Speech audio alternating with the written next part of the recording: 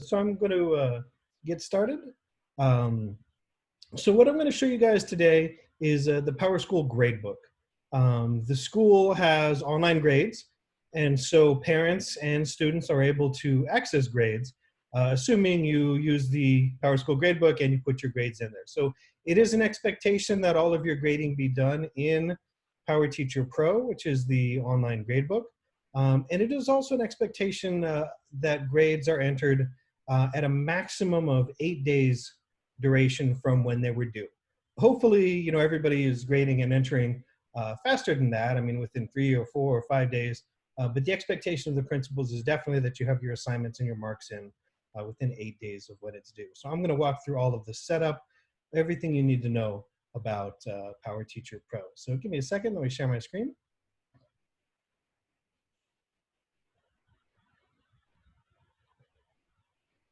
And hopefully you guys can see okay. Just, you know, it's a little hard for me to see like hands and things like that while I'm presenting. So if you have a question or anything, you know, just speak up and definitely I'll get to you.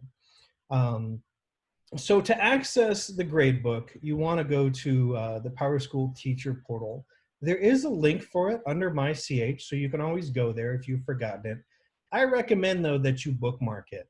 And if you, depending on how much screen space you have, if you want to follow along with your gradebook at the same time, certainly feel free. Maybe you could have like my presentation on half the screen and yours on another. Or if you just want to follow along with my presentation and look at yours later, whatever works for you is totally fine. But I would recommend bookmarking campbellhall.powerschool.com/teachers, plural. You want to have that. You're going to be using it every day, every class for attendance. Of course, every time you want to do your grades, to put placements in for the kids for next year, you'll be using it quite a bit. To log in, you're going to use just your username, noah@campbellhall.org, and then whatever you've set your password to. This will work in any browser. It will even work on mobile browsers, an iPhone, Android, iPad, whatever you want to use. The experience is probably nicest on a laptop in a full browser, but it should work generally pretty much anywhere. So the first thing that's going to happen is you're going to drop into this landing portal. Just, you know, this is the place where you would take attendance. If you haven't had a chance to watch that attendance video, you definitely want to do it. I can't demo attendance for you because today, of course, is not a class day. But just, you know, the basic idea of attendance is you will log in, you click the chair by whatever your class is, you will look at your students, and if any of them are late or not there, you click a little drop down, you'll pick unverified, you'll check on them, and you'll hit submit. If they're all there, you still hit submit, the light turns green, your attendance is done, and the office won't call you and harass you. But for today, what we're looking for is PowerTeacher Pro. And you can see there's a link here. There's also a link under each of your classes. The way this works is if you click the link up here, they're all going to go to the same place, but this would go to essentially your first alphabetical class, whereas this would drop you right into that class specifically. Doesn't matter that much because we can change class once we get in there. So I'm going to go and click into PowerTeacher Pro. Alex, can I ask a really quick question? Sure, yeah. So when you're signing into the PowerSchool like teacher sign-in, yes, is the username and password your email address and password? Like what not you would your email address. You cannot use the @campbellhall.org. Just your username, that just portion or the @. The password will okay. be the same though. Okay. And the same password as Whatever you use for everything else, Google, Gmail, everything. They're all tied together. okay. So would there be any reason? Reset it just with Google. Don't do that. If you need to reset your password, we have a process for you to do that. Okay. Okay. Sounds good. Thank you. Sure. So basic navigation, once you get in, if you want to change classes, that's all done through this class picker at the top. And just so you know, it will organize by year. So for example, you know, early in the summer, if you were teaching here last year, it might say 1920, and so you can change the year up here. This filter where it says S1, this means it will show me only classes that happen to take place during the time period of S1. You may want to change it to the year if you want to see everything, both semester 1, semester 2, and year-long classes. And of course, you can see your classes here. If you click on a class, it will take you to assignments, which we'll be going through later once we do our basic setup. This little icon here takes you right to the grading score sheet, and this takes you to an analytics page. So this is an easy way to move between your classes, whatever class you want to work on. Up here, there's a creation button. We'll be going through this later, but just so you understand, it doesn't matter where you are in PowerTeacher Pro. If you click the plus, you can make an assignment. If you click the plus, you can make a category. You don't have to be in assignments or in categories to make things. Another thing I want to show you is an option here under your name. Of course, there's a sign out. There are also view options, small, medium, and large. And these have pretty big impacts on what you can see. Of course, if you make the view small, you'll be able to see more things, more text, more details about the assignments. However, if you make them medium or large, not only will the text become larger, you will also be able to see pictures of the kids, which is pretty cool. So you may want to flip back and forth between these or find a size that works for you. But it does have effects on what you see and how you can work. So the first thing we really want to think about is getting set up. And getting set up is something you're going to want to do every year in August before classes start. And getting set up requires two different primary things. One is we want to make sure that we've got all of our categories set up. And then the other is we want to make sure that your weighting is set the way you want it to be for your classes. I'm going to start with categories because the categories can impact the weighting. So if I click on grading, this primary item here, I can go to categories. You will all have some default categories. You can see them. They'll be the little schoolhouses. Everybody gets project, quizzes, and tests. You don't have to use them. You can hide them if you like to. You can adjust them. You cannot delete them. You can also create your own categories for whatever you like. Categories serve a number of purposes.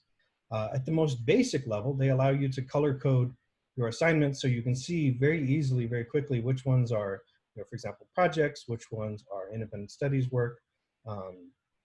Categories also, if you were to click on create a category, give you, or if I were to edit one, which I can edit them through the pencil. Categories also can control defaults for the assignments.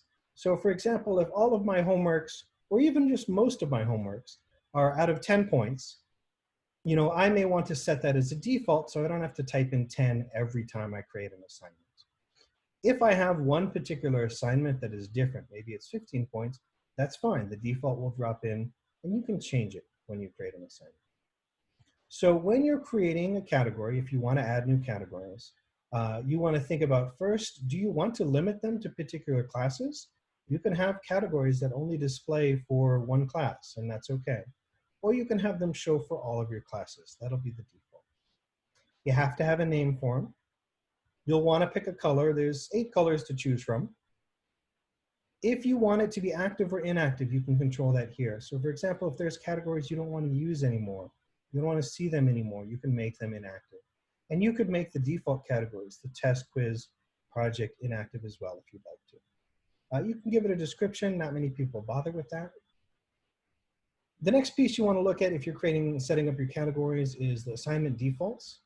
The publishing, you want to probably leave these as defaults. Publishing means can students and can parents view it? You could change it. You can, instead of having it be the default of immediately, you could have it show up a particular number of days before it's due. On the day it's due, maybe you're creating your assignments early. So there is some control over there. Published scores would mean, would people be able to see the scores? Some people like to not show the scores until a particular time. You can do that. You can turn off the publishing of the scores. However, you need to remember at some point you've got to go back and turn the score back on. And remember, these are defaults for the assignments. We can change these on individual assignments. You have to remember to go back and turn the score back on, which can be a hassle. And you need to remember that if you are putting in scores, they are still affecting the term grade, regardless of whether you show them by publishing or not. So I'm not sure this is a super useful option because it's still affecting their grade and kids are going to wonder what's going on. The next pieces are the grading options for the assignments. Again, defaults if you choose that category. The first is score type. This is purely how would you like to enter grades for this type of assignment? Would you like to type in how many points they scored? You know, maybe you want to type in 15 points or 20 points or whatever it is, you'd choose points. Do you like to type it in as a percent? You want to give everything in this category 90% or 80%, or that's how you like to grade. You choose percent. Grade scale. This case, you would do letters. You want to type in an A or an A minus or an A plus. Keep in mind with grade scale, the math is still happening. And so if you use grade scale, what's going to happen is that the letters you choose still have values. And the values are going to be the midpoint of that letter. So for example, the midpoint of an A is going to be like a 95. The midpoint of an A minus is going to be a 91.5. So there's still some math going on, and you lose some kind of fine control, but that's what happens if you choose letters for the grade scale. And there's also an option for just collect. Is an A plus a 100? No, it is not. It would be a 99. It's the midpoint. Everything's a midpoint. And so, yeah, if you want to have more control over that, I would not recommend letter grade scale. Collected only would be just if you want to mark that they've been collected, like a check mark, like it's turned in. You can control weight here. I would encourage, well, actually, let me talk about the points first. I'm sorry. Points, this is different from points on the entry type. Points on the entry type just means I want to type in how many points to keep going.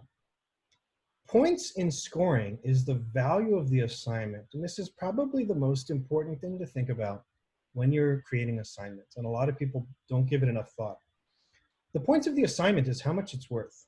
So you want to think about, let's say you're giving quizzes, and you give a quiz that is worth a value of 10 points, and then you give another quiz and you give it a value of 100 points. Well, when the grades are calculated, that 100-point quiz was worth 10 times as much as the 10-point quiz. So you really need to be thoughtful about that. If you're doing category weighting and you have a category within quizzes, that 100-point quiz is going to heavily skew their grade. Even if you are doing grading based on a total point system, it is still going to be a heavy skew there. So really give some thought to the amount of points. I encourage, for similar type assignments, you want to have a similar value of points. For example, my homeworks are all worth 5 points. My quizzes generally are worth 10 points. Maybe if I had a really long one, I might make it worth 15. You know, my tests are generally 30 to 40 points, so they're similar. Be careful about big skews in how the points are valued. Weight allows you to weight this assignment as well. Essentially, it's doing the same thing. For example, if I have an assignment that's 20 points and an assignment that's 40 points, the 40-point one is already going to be worth twice as much. Weighting would allow me to say, okay, this one is worth 20 points and this one is worth 20 points. But if I put a weight of 2 on the second assignment, it's really valued as 40. I think it's an easy way to get messed up. I would stick just with points and try to avoid weighting. I have a question about, so if you put the score type as a percent, Yes. what would you then put in the points? Like if you're doing everything out of 100, like if you're putting it into as a percentage, like they got a 95% or an 80% on the assignment, what would the points be? You would still need to think about what those points are going to be, right? Because remember, the points are the value of the assignment. The percent is simply how you're going to enter it. So let's say I had an assignment worth 10 points. I could enter a percent of 95. That's like they got 9.5 points out of 10, right? So don't conflate these two. A lot of people think if you do a score type of percent, you need to enter 100 points. That's not at all the case. There's no relationship between the two. If you wanted to make everything out of a value of 100 points, obviously you could. They would all be weighted equally. So do be careful about that. Yeah, the percent is simply, I like to enter 85, 92, 96, whatever. Still, how much it's worth, the points, it matters. Okay. And the last one is, do you want to count in the final grade? You might have, for example, a category that is just like practice work, right? And you want to record that they did it. Maybe you want to give them a sample score, but it doesn't count. This would be an option there. Do you want it to count or not? And so you could have things exempt, not And so that is the idea behind categories. You'll want to maybe add some categories or adjust some categories. If you are doing category weighting, this is really important. You've got to set up your categories first, because if they're not set up, you can't use them for grade calculation. Everybody okay with categories? And of course, if you want to see ones you've hidden, you can show them with the show active. So do give some thought to categories before you move on to anything else. Once you've got your categories set up, the very next thing you want to do, and again, every August, is we want to make sure your classes, the grade calculations are set up the way you'd like them to be. And that's going to be under settings. Settings and then traditional grade calculations. That's what we use at the secondary. And so in here, you'll see every year, your classes will start with defaults of total points per term. And then of course, the main primary term on top, a Y1 for a year-long course or S1 for a semester course, will be preset by the school with term weighting. So that main term, that Y1, those are going to be set by us for your division. Shouldn't be any need to look at it or change it. Just so you understand, on a year-long course, that's going to be 27, 27, 27 for each trimester and 19% for the final. At the middle school, it'll be 30, 30, 30, and 10. You shouldn't need to set this. You shouldn't need to adjust this. On semester classes, it will be 40, 40, 20. At the middle school, it'll be 50, 50. Understand that even if you do not have a final exam, you don't need to mess with these calculations as long as you are careful not to put anything in the F1 term, assuming you don't have a final exam. Many of you probably will have final exams. If you don't have a final exam, just make sure nothing ends up in the F1 term. And if that's the case, there will be nothing to calculate here, and it will treat T1, T2, and T3 evenly. So for example, I teach an AP class. I don't have a final exam. This is fine. I don't need to make any changes here. If I leave this one blank when I make my assignments, the other three will be treated evenly. What you do need to give some thought to is how your terms are calculated.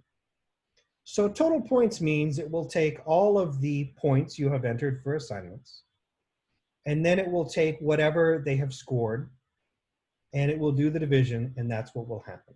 A lot of teachers, particularly in science, this is very popular. It's a preference matter. If you are doing total points, obviously you need to really give extra thought to the points you assign to every single thing and to make sure that they make sense compared to any other assignment. So, you know, if your homeworks are worth a very small amount, you might make them worth 5 or 10 points.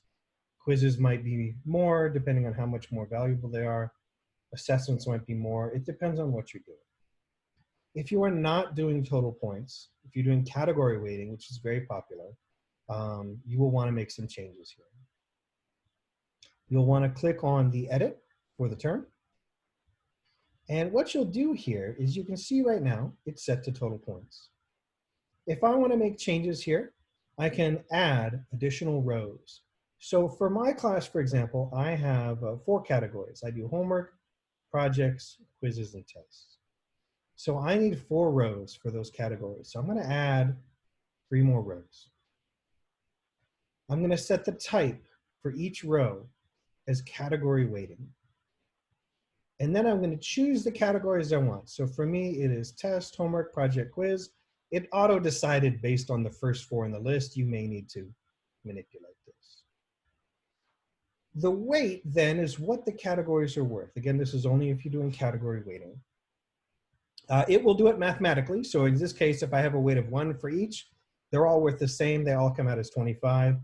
To make sure you don't go crazy, I would encourage entering the weight as the percent you would like. So let's say, for example, maybe my tests are worth 40%. My quizzes are worth, you know, I don't know, 30%. Projects are worth 20%, and homeworks are worth 10%. Let's just say that is my category weighting. It's not, but it's close enough. Put these numbers in, I can save it, and I will have my weighting set up for trimester 1. There are other options here as well. If you drop low scores, I don't know if a lot of people do that, but you can choose to drop, you know, the lowest overall, the lowest per category. There are some controls you can do in here if you want it to auto do that. You can, of course, do that manually as well on the grade sheet. once you're set up with one term, the nice thing you can do is you could, of course, go into T2 and go into T3 and then do this across 5 classes, but you can copy these as well. So likely your other trimesters are going to be the same weighting. And so once you have one trimester set up, what you can do is you can click on the gear, and the gear in any section will give you additional functions. And I can copy calculations. What I probably want to do is set this class up the way I'd like it to be, because I can not only copy from trimester 1 to 2 and 3, but once I have this class set up, if other classes are the same, I can copy an entire class to another entire class. And once you've been here more than a year, you can also copy last year's class to this year's class. So maybe ideally you only need to set these up once, and then each year you just copy and check. So first I'm going to copy T1 to T2 and T3. Get this class set up the way I want it to be. I'll say I'm copying within a class. This is the class, and this is the term. I want T1, and I want to copy over T2 and T3. I will validate. It'll tell me if there's any issues. That's fine. I don't use standards. We don't use standards generally at the secondary. Copy. And now I can see if I look at T3, great, it's got my weighting. If I had more classes, I could go back to the year again. I could copy to another class. I could say, okay, this term here, when you do class to class, this is where the class exists. For example, I could say, let's go back to my last year class. Let's take my Comp Science A from last year. I want to look for a class this year and copy it over. You also, of course, could do within years. So I could do 2021 to 2021, and I could copy to, if I had more sections of the same class, I could copy to those destination classes. I can't show you that because my independent study is a semester class, but this is the place you do it. It should be pretty easy to follow.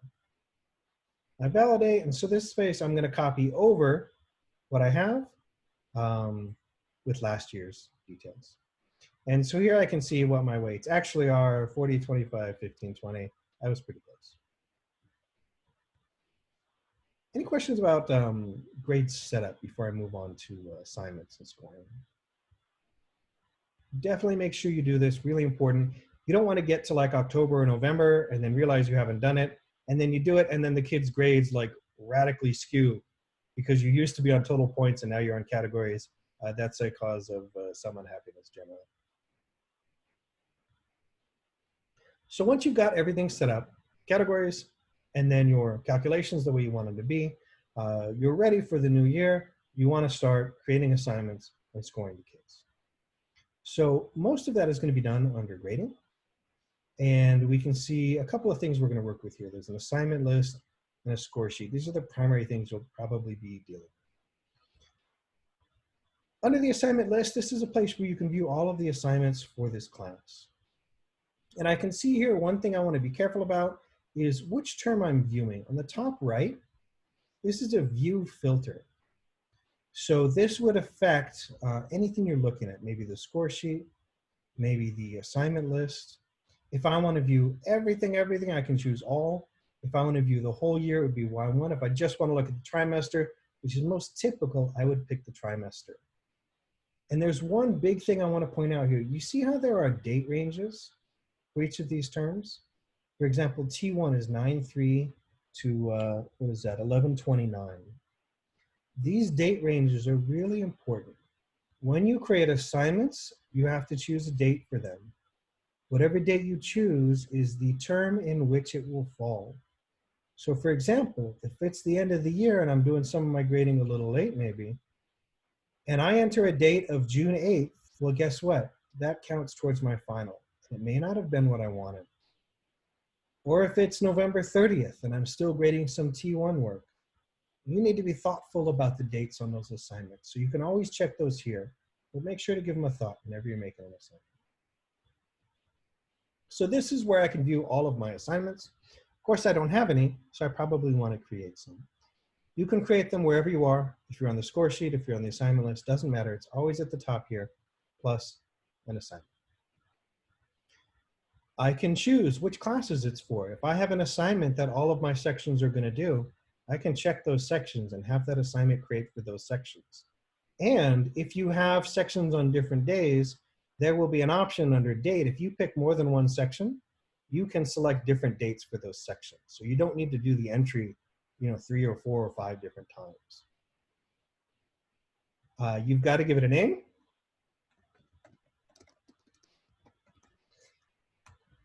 You must pick a category. Even if you are not using category weighting, you'll have to pick a category. That's a required option. So I might say this is project. As soon as I pick project, it will fill in those defaults I set on my category. So that's why you may want to give some thought to those defaults. The date is very important. This should be the due date when it's due.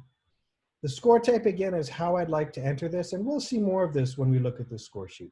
This is simply what's your preference on entering. The score extra points, the entry points, I'm sorry, this is how many points it's worth. Very important. Always think about this. What's it worth? If you want to give extra points, this allows you to exceed the base points. So for example, if you have extra credit, and even though my assignment is worth 10 points, it is possible for a kid to get maybe 11 points or 110%. You have to set extra points on that. Otherwise, it won't let you enter an 11 or 110. Weight would allow you to control the weight of the assignment. I would encourage do that through points. If I want this assignment worth twice as much, just make it out of 20 points. You'll be happier, I think. Is it going to count? Typically, you want it to count. The students tab you won't use a lot, but this would allow you to make an assignment only for specific students. Maybe somebody transfers into your class and you're doing some kind of roll-up assignment or something that only they're doing. You can, control what students it affects. Not a common thing to do. Standards we won't be using at the secondary level typically. And here are the publishing options. I recommend immediately, I recommend publish scores, but you have some flexibility. If you want to enter your things early, you want to control when they show, you can of course adjust these. I save and close it. I have the assignment. If I need to make any changes, I can always click the pencil, the edit button, no problem. If I would like to score it, I can do it here, or I can do it on the score sheet. We'll go to the score sheet in just a second, but I just want to understand, if I click on the assignment name, it will bring up that assignment and I can score it here, no different than doing it on the score sheet. It is totally up to you. I'm going to show you this on the score sheet, but I want you to understand these boxes, they're the same as what we'll see on the score sheet. So it's up to you where you'd like to go, how you'd like to access it. I'm going to go to the score sheet, which is under grading and score sheet. This is the most typical place you want to put in your scores, but you don't have to. This is nice because it will show you the term grade as well. Of course, whatever term you have selected up here. When you are grading, you want to click into the little box for whichever kid you are grading, and you will get what's called the score calculator pop up on the right side. Here you can enter a score, you can type it in. Of course, I can type it in, wherever I have it selected. Maybe I'll give this kid 9 out of 10. There are some other options on the score calculator that are pretty cool though. You can tag it as missing. This is great because then the parents and the kids know it's missing. It'll show up with a little colored box and they can see that online as well. Maybe this student didn't do it, right? Obviously he's got a 9 out of 10, he's done it. You can mark it as collected. This way everybody knows you've gotten it and maybe you just haven't graded it yet. Or maybe it isn't going to be graded and it's just a collection item. You can mark it as late. This is so you and the students and the parents know that this assignment was turned in late. You can tag it as incomplete. And the principals do want you using these markers. They're valuable information, especially for the parents to keep track of what's going on. And potentially maybe we'll cut down on some emails and calls you get from them as well. You can mark it as incomplete and it's got its own color coded.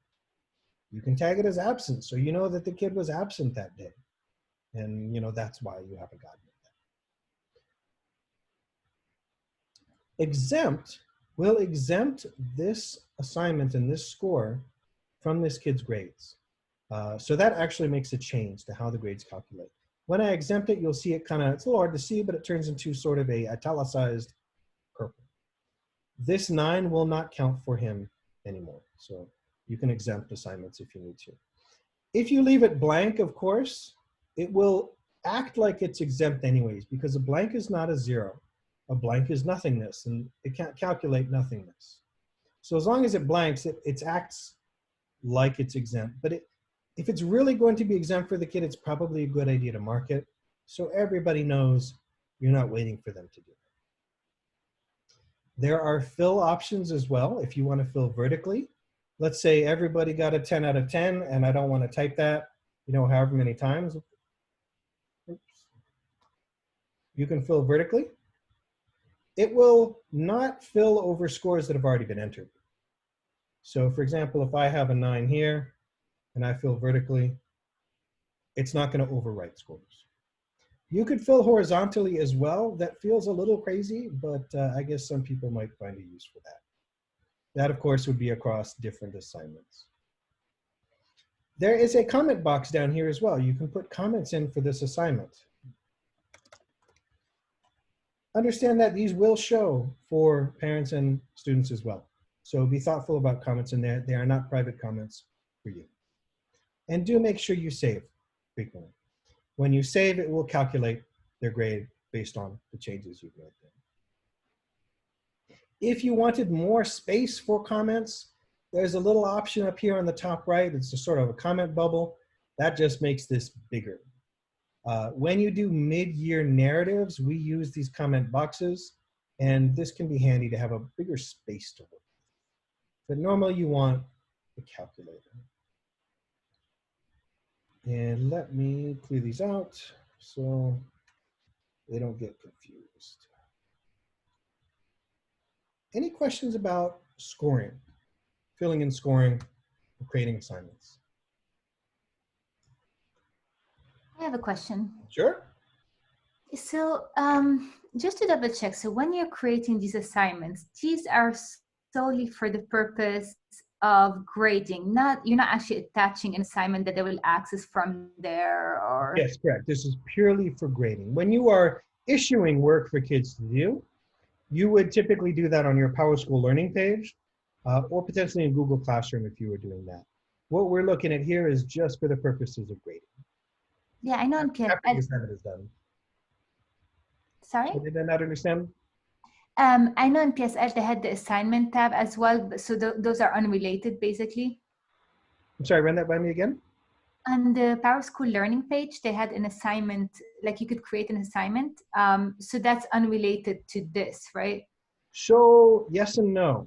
And let me show you one thing with that. Generally, the answer is yes. But there's a caveat to that. I want to show you that. And that was kind of the next thing I was going to get into. If you are creating assignments in PowerSchool Learning, of course you can, this would be for posting work for students. And I think hopefully Mario showed you this.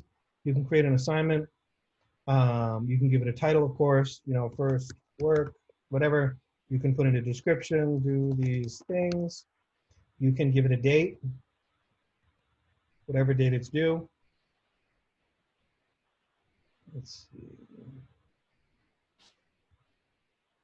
Actually, let me go to my current year class. There is an option here where you can allow it to also create the assignment for you in PowerTeacher Pro. They are linked together, but there's some caveats to that I want to show you. Give me a second. Let me go to my inactive class and see if I can show you that.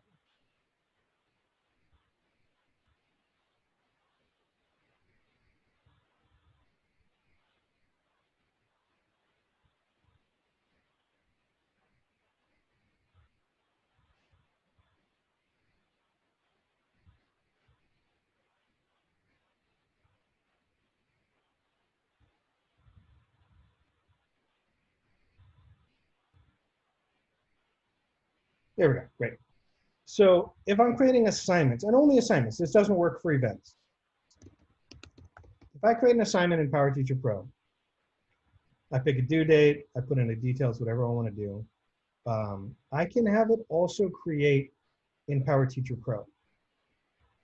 Now, whether or not you want to do this, I want you to understand you may want to not do this. If you wanted to not create in PowerTeacher Pro and you would like to enter PowerTeacher Pro separately, do be sure you uncheck this if you create a PowerTeacher learning assignment. Some people do like this. They like it creating it in both places. I want to give you a couple of warnings. The title cannot be excessively long. PowerTeacher Pro has a limit.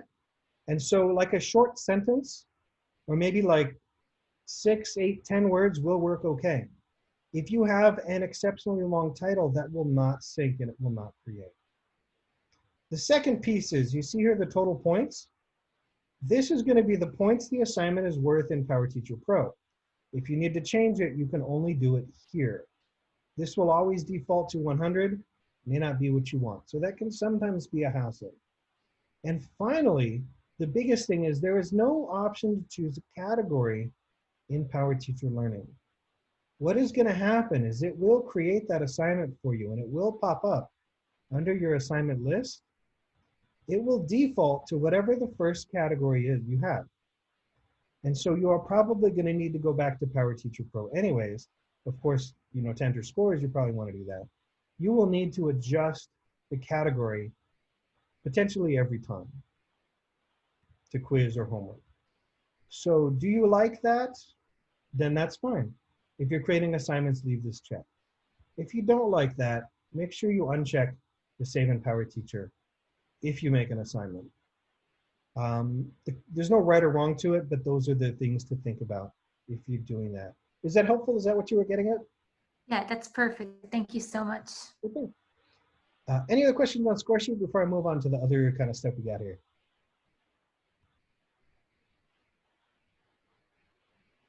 All right. Some of the things here, there's a gear. You can show or hide metrics. The metrics are pretty basic, mean, median, and mode, but those are kind of cool. You can copy assignments if you'd like to, just like you could copy those grading calculations.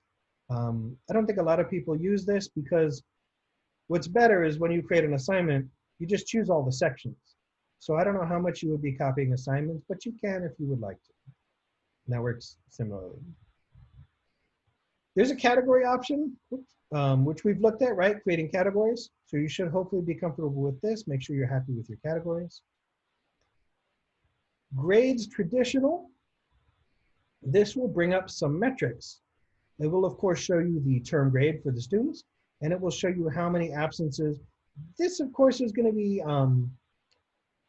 absences and tardies from attendance. So this is pretty cool. This is pretty helpful. A really easy way to see how many times a kid was absent for a term, how many times the kid was tardy for a term, just right quickly here. These ones here, the missing, late, and incomplete, these will rely on markings that you made, but it's a great way to see, oh man, this kid had 15 late things this term, like what's going on, right? So it's an easy way to see what is going on with absences and with late, missing, incomplete. We don't use standards at the secondary level. Comment verification. What this is going to show you is this is going to show you term-specific comments. These will be used in two fashions. One is you can leave term-specific comments if a kid's conduct or work habits at the end of the term is not been good.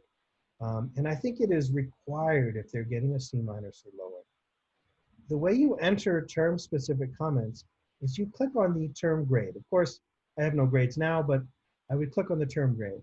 You can do this anywhere you can click on the term grade. I could do it here. I could do it from the score sheet. And I could put those term-specific comments in the comment box. These would not be tied to any assignment. It would be tied to the term itself. The other time you will use this, and I have to create the term, it doesn't show quite yet, but there will be an N1 term as well for year-long classes. The N1 term is used at the middle of the year for mid-year comments. And it will just be like a 2-day period in January. It'll show right here. And you would want to make sure you have N1 selected. And then you would click on the course grade for that N1 term. And you would put in your mid-year comments. This is how we give, you know, like a wrap-up of how the kids are doing at the middle of the year. And it's required for every class and every student. And there'll be instructions that go out, so you don't have to remember it necessarily. But if you wanted to view all of them, I could come here, I could select that N1 term once it shows up, and I could see, edit, enter if I'd like to, all the comments for those students. So it's just another place to work on those comments. I can view totals by categories. This is another advantage of having categories. I can see how the kids are doing within each category, how many points they're scoring. I can see mean, median, and mode within the categories as well. So this can be handy if you do a lot with categories. And all reporting terms is handy as well. This is a great place where you can view all of the terms. You'll notice that at the bottom of many of these, it will say columns per page. And as you get more assignments, you would see the same thing, columns per page. You can control this to a limited extent. For example, if I have 9 columns per page, you know, I could increase this to 15 or 20, but it'll still show only as much as it can fit on the screen. And as you get more assignments, you will have little options at the bottom to move between pages. It should be pretty obvious, but that's what those do. And so all reporting terms here, I can see all of my terms all on one view, which is pretty nice. I can see how the kids are doing term to term, how their final was, how their year was. Any questions about grading before I move into student-specific views?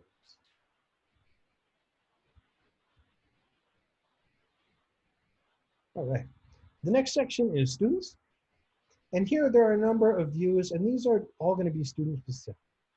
So if I click on students, I can choose a particular student, and I can choose the view I'd like to see for that student. So I have Jed selected here, and I can view Jed's assignments, and it would show me just Jed's assignments and his scores. And remember, of course, anywhere you can click on it, you can edit it. So it doesn't matter where you are, you can make changes. Comment log, you can see the comments you left for him. Obviously, I don't have any at this point. Demographics, this is a place where you can access basic demographic details and parent contacts if you need it. If you need a phone number for a parent or you want to email them, this is an easy way to grab and access those.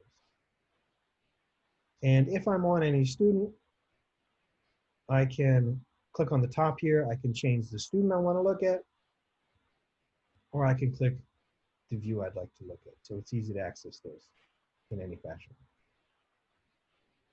Any questions about student views? The next section is progress. Not a lot of people use this, but I'll show some sort of neat things that are in here. Of course, we are using standards at the secondary. We're using traditional progress.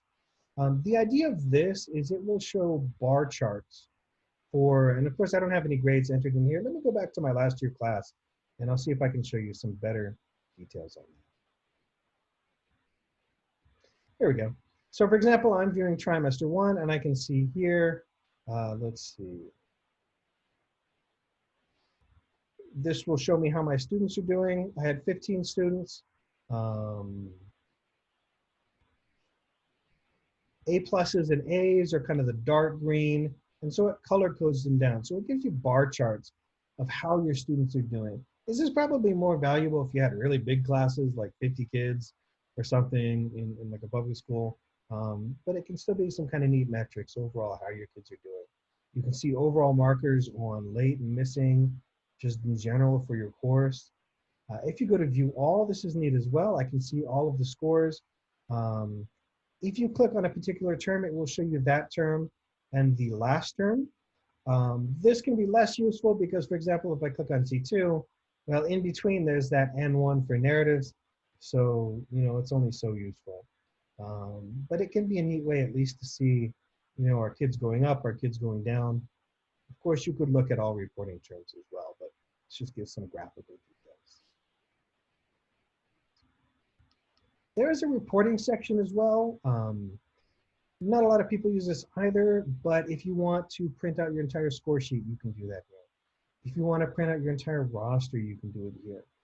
The individual student report is kind of useful. You might print those. The students can access these online, so you probably wouldn't be giving this to them. But let's say maybe you wanted to print a PDF of your comments or your narratives. This is a good place to go. You can pick which classes you want. You can control the layout. What data do I want? Maybe I want just the course grade comments. And maybe I want it only for N1. N1 would be those mid-year comments. So these are some options you can create. You run a report, it makes a PDF for you. And so it would make a PDF, one student per page with their narrative comments. This is pretty handy because they usually do peer-based proofing of these. So obviously other teachers can't access your gradebook. You need to make a PDF of those narratives for other teachers to proof. Finally, under settings, there's a number of settings if you want to make any adjustments. You can control the display and what you see, how the students look, how they sort, if you'd like to sort them differently. You can control the descriptions of your classes, and you can give your classes custom names that would only show for you. This is helpful during summer school when you don't know which class is when, maybe one's in the morning, one's in the afternoon. Anyways, you can give them custom names to help you remember which is which.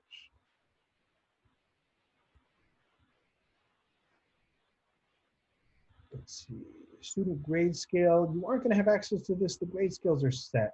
And the grade scales mean, a B plus is going to be like an 87 to 90. An A minus is going to be, 90 to 93, something like that. That would not be something you'd have control over.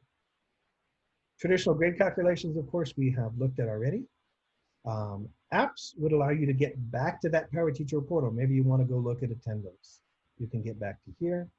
And class at the top, this will take you to PowerSchool Learning. It's just a shortcut, but my portal drops you in on your portal. If I click on pages or calendar, it will drop me directly on either the page or the calendar for whatever class I have selected. So it's just an easy shortcut to get over to PowerSchool Learning if you need to. I know that's a lot of information. This is recorded, so we'll post it as well. And you're always welcome to ask for help. It can be kind of overwhelming and easy to forget things. So if you have any questions about like, I want to do this, or how do I make this setting, or I want to do this kind of assignment, always feel free. You can email tech support@campbellhall.org, and we'll get back to you pretty quickly with some thoughts on how you'd set that, how you'd change it, anything you need related to your gradebook or grading. Does anybody have any questions I can answer for you? Hopefully that wasn't too fast for anybody. Yes, I think you're muted though. I can't hear you. Should be on the bottom left, a little mute icon. Or you can hold Okay, the space bar down. I got it. Sorry. Okay, in the demographics, can you find whether they have a learning accommodations? Not here. They haven't released the information for that yet, but I will show you really quickly. They're going to send out a video because that is done through PowerSchool, but it is done through the main portal. And just so you understand that when you click on attendance, you will be able to see the little blue icons, documents, by kids who have learning plans. Obviously, I can't show you the attendance view because today is not an attendance day, but I think, now I don't know if any of my kids have learning plans to show you, but I think I can access it under the backpack. And let me just go through my kids really quickly. Here we go. Yes. This kid has a learning plan, and this is where I could access it. I go here, and then let's see, I think I have to do open document. A little while since we set this up. And I can view his learning plan there. And this is all the details I need to know about him. So that is how you can access learning plans. But I know this is new this year for everybody. They used to do it through Google Drive sharing. They're going to send out more information, a video that walks you right through what I just did. Thank you. Sure. I'm curious as to your triage system for how you handle tech support emails with like 8 people getting the emails. Who decides what tech support specialist is going to respond? Sure. So it comes into a queue for us. Everybody gets an email notification. Typically, we self-assign. So everybody has their own specialty. Like if an assignment comes in for, you know, grading, typically I will take it. If something, you know, and so if Gail, for example, would be the backup on grading questions. You know, if he knows if I'm in meetings or if I don't answer a case within like 5 or 10 minutes, then he would take that. Occasionally, of course, Michael will also assign cases depending on what he thinks is best for the handling. But that's kind of the idea for case handling. We usually try to get back pretty quick on those cases, but of course, like this morning, everybody was in a meeting. Sometimes you gotta wait a little bit until somebody's free. Okay. Any other questions I can answer for you guys? Alex, where do you post these videos? They are going to, I'm actually not posting them. I think they're going to be on that site that Michael showed this morning, that online learning site. I'm pretty sure they're going to be there. So check there first. Anything else I can answer for you? Obviously, always feel free. Tech support, definitely the best way to get any kind of help with any kind of computer related question you have. Otherwise, thank you for coming. I know it's been a long morning. 3 hours of Zoom is kind of brutal, but I hope you guys have a nice afternoon and welcome to Campbell Hall. Thanks. Yeah.